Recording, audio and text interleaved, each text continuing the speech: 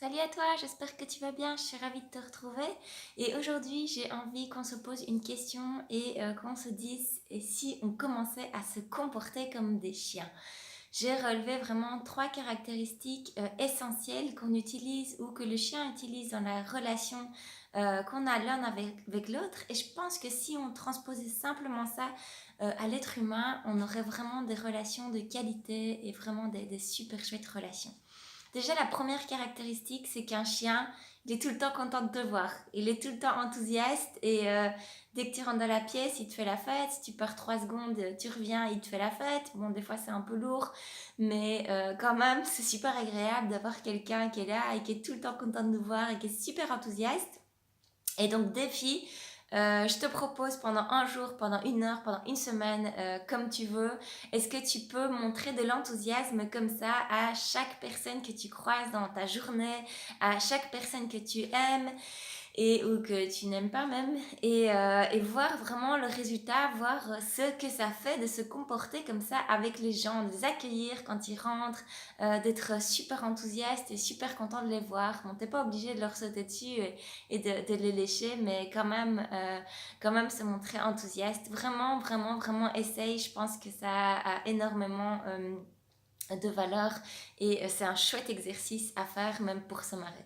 Donc voilà, la première caractéristique des chiens, ils sont tout le temps contents de nous voir et c'est juste extraordinaire. Alors la deuxième caractéristique de la relation avec un chien, c'est que en fait si tu prends un chien, tu sais que tu auras un chien. Donc on l'accepte tel qu'il est dans sa nature profonde. Et ça c'est vraiment un truc, mais on le fait tous. Quand on rencontre quelqu'un, on voit que sa nature profonde parfois ne va pas nous correspondre. On va voir que c'est une personne qui n'a pas la même énergie que nous, ou alors le même rythme, ou alors les mêmes valeurs fondamentales que nous. Et pourtant, on engage une relation avec cette personne et on se dit, oui, mais grâce à mon amour, je vais pouvoir le transformer à mon image et je vais pouvoir en faire exactement ce que j'en veux.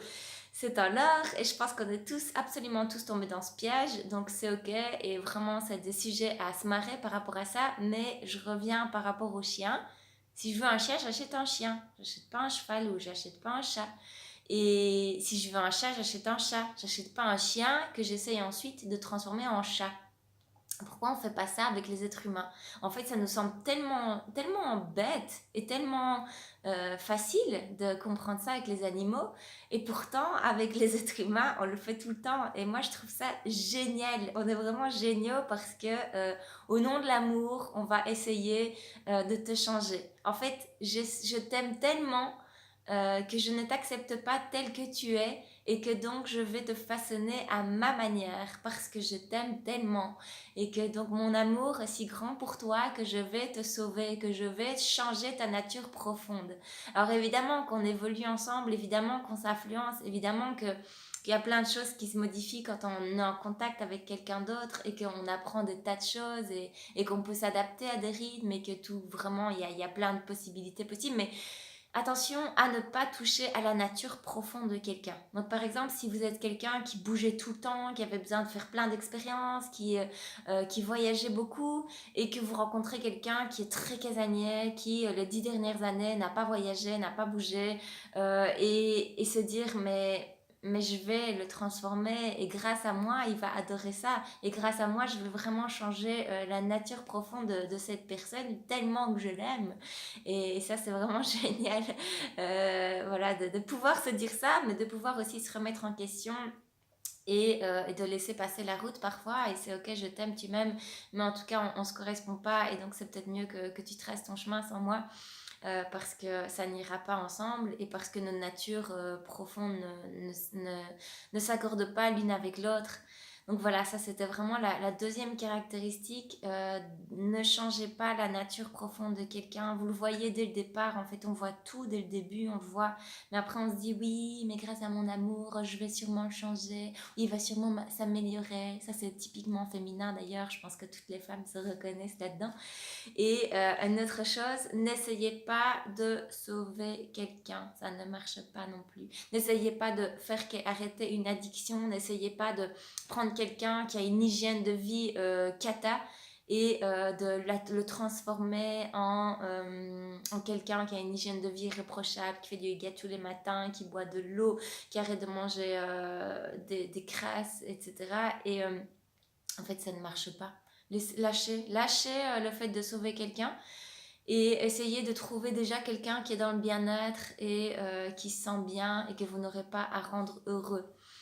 Et n'essayez surtout pas de changer la nature profonde de quelqu'un. Donc gardez les yeux ouverts tout simplement parce que c'est facile, c'est là et tout est là depuis le début en fait. Donc c'est vraiment facile et compliqué en même temps parce qu'on a toujours envie de se leurrer, de se raconter plein de trucs. Et c'est génial aussi, mais ça marche pas. Donc voilà, alors j'en viens à la troisième caractéristique de la relation qu'on a avec un chien. C'est que le chien, il prend vraiment sa part de responsabilité dans la relation. Et quand on se sent pas bien et quand on le rejette, bah, le chien il va pas le prendre personnellement, il va juste aller se coucher 2 mètres plus loin et voilà, point. Il n'en fait pas une affaire personnelle, il n'en fait pas une affaire d'état, il ne retourne pas tout sur lui, il reste juste présent et puis il vous laisse gérer vos poisons émotionnels, vos souffrances, etc. Et il est présent, certes il est présent, il est là, mais il ne prend pas votre part de responsabilité sur lui. Il assume uniquement sa part de responsabilité. Alors ça, c'est vraiment un truc extraordinaire sur lequel on doit prendre exemple dans la relation avec un chien, dans la relation avec un autre être humain, c'est que si votre compagnon, compagne, ami, frère, enfin bref, ou la personne qui vit avec vous, parce qu'en général, c'est cette personne-là avec qui on a le plus d'intimité et donc auquel on est le plus confronté. Cela n'a jamais rien à voir avec vous. Au pire, vous serez celui qui aura déclenché et qui lui aura montré qu'il avait cette blessure ou qu'il a ce poison émotionnel autour de lui. Mais ce n'est absolument pas de votre faute. Ça n'a rien à voir avec vous. Et donc, arrêtez de vouloir rendre les gens heureux. Arrêtez de croire que vous pouvez rendre les gens malheureux. J'entends souvent des personnes qui me disent « Oui, mais à cause de moi, il est malheureux. Oui, mais à cause de moi, j'ai détruit la vie de cette personne. » Ou grâce à moi il est heureux, mais qu'est-ce que vous mais pour qui vous vous prenez, mais vraiment pour qui vous vous prenez? Vous n'avez aucun pouvoir sur les autres, ni de les rendre heureux ni de les rendre malheureux. Alors vraiment, laissez-le tranquille, ça n'a rien à voir avec vous, ne prenez rien personnellement et juste observez et agissez comme un chien, c'est-à-dire si la personne ne se sent pas bien et qu'il n'a pas envie là pour le moment d'être heureux, c'est ok. Donc vous prenez vos distances, vous vous occupez de votre part de responsabilité, c'est-à-dire vous êtes heureux et puis voilà, vous prenez pas la tête.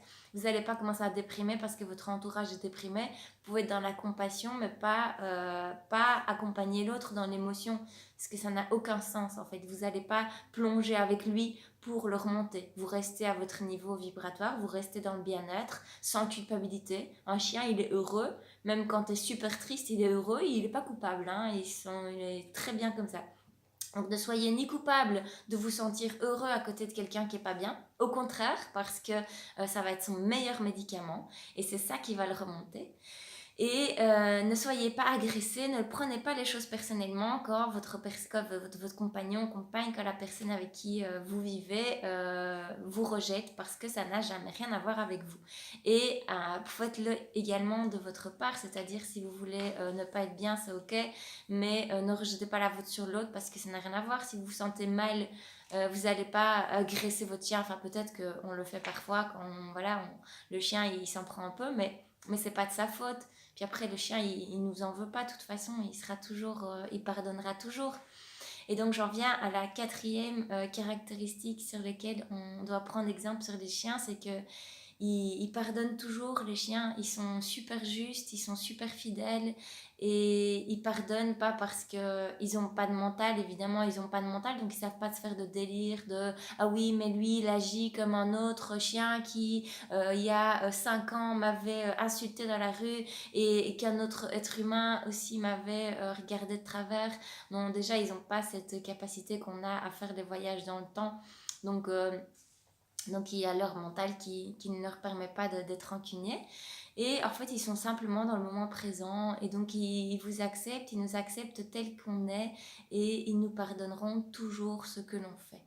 Donc voilà, je répète les 4 caractéristiques pour se comporter comme des chiens et vraiment, vraiment, vraiment améliorer nos relations interpersonnelles. Donc la première, c'est d'être super enthousiaste. Quand vous voyez quelqu'un qui rentre chez vous, vous allez l'accueillir, vous ne le léchez pas, vous ne sautez pas dessus. Bon, après, sauf si vous en avez envie, mais laissez pas l'idée. Mais juste être enthousiaste avec toutes les personnes que vous croisez au cours de votre journée, je vous assure, c'est un exercice qui est vraiment super chouette à faire. Donc la première chose. La deuxième chose, c'est que si vous voulez un chat, achetez un chat. Si vous voulez un chien, vous achetez un chien. Mais vous n'essayez pas de transformer un chat en un chien. C'est-à-dire, si la personne, vous voyez qu'elle ne va pas vous correspondre, vous la laissez passer. Vous n'essayez pas de la transformer par amour. Parce que c'est complètement absurde de dire je t'aime tellement que je ne t'accepte pas et je vais te transformer comme moi j'en ai envie. C'est génial, j'adore. Alors la troisième chose, c'est de prendre sa part de responsabilité dans la relation. Et comme un chien, voilà, si je veux pas bien, si votre compagnon va pas bien, ça n'a rien à voir avec vous. Vous le laissez tranquille, vous continuez à cultiver votre bien-être et vous le laissez gérer ses déchets tout seul en fait. Parce que en fait, le plus beau cadeau qu'on puisse faire à quelqu'un, c'est de lui dire, mais j'ai tellement confiance en toi, je t'aime tellement que je vais te laisser gérer ça tout seul parce que je sais que tu en es capable.